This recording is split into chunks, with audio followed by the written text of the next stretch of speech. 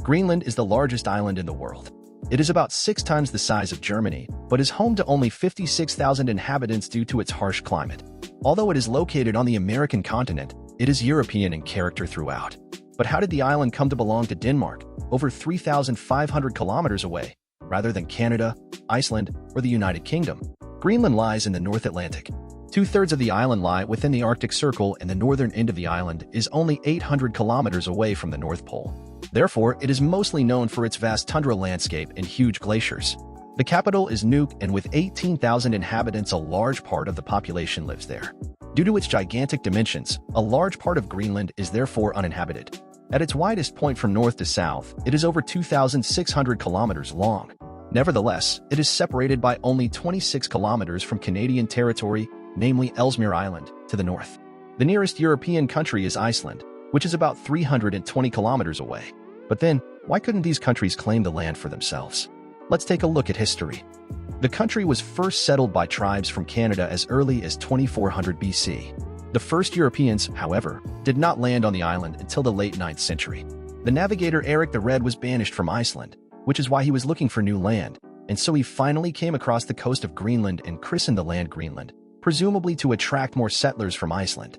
This also worked, and in the following years the first settlers from Iceland founded small villages in South Greenland. The son of Eric the Red was the legendary explorer Leif Erikson, who is also considered to be the first European to discover the American mainland as early as 1021, long before Christopher Columbus. In the following centuries, the European inhabitants mixed more and more with the native inhabitants, the Inuit, and trade with Europe took place. However, for unknown reasons, all settlements disappeared again by 1500 and contact with Greenland broke off. In the following centuries, some whalers used the areas around Greenland as a starting point for their hunts, but no European settlers settled permanently. It was not until more and more European states built up their own colonial empires that Greenland also got a taste for it. However, a large part of the American continent was already occupied by other powers at that time, which is why the Danish crown decided in favor of Greenland. Thus, in 1721, the actual colonization of Greenland began. Pastors were sent to Greenland to re-establish contact with the remaining Inuit tribes there, and permanent trading posts were also re-established.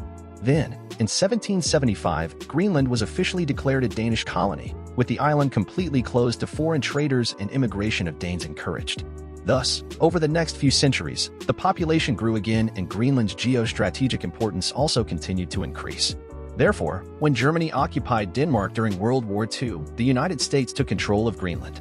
Although the Americans returned the island to Denmark at the end of the war, they established military bases there, which played an important role especially during the Cold War.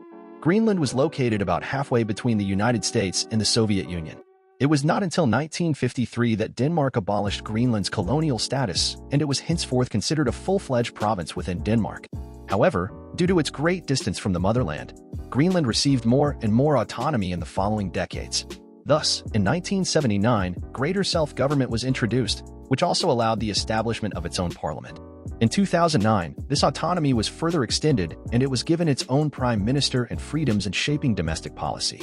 In terms of foreign policy, however, it remains dependent on Denmark. This is another reason why Greenland is striving for full independence in the long term. If in the future more and more parts of the Polar Sea and also Greenland's mainland will be free of ice, the geopolitical and economic importance of the island will again increase drastically, which is why it will be exciting to observe where Greenland's future lies. In 2019, for example, Donald Trump already forged ahead and made Denmark an offer to buy Greenland, which was, however, rejected. China and Russia are also increasing their influence in the polar region.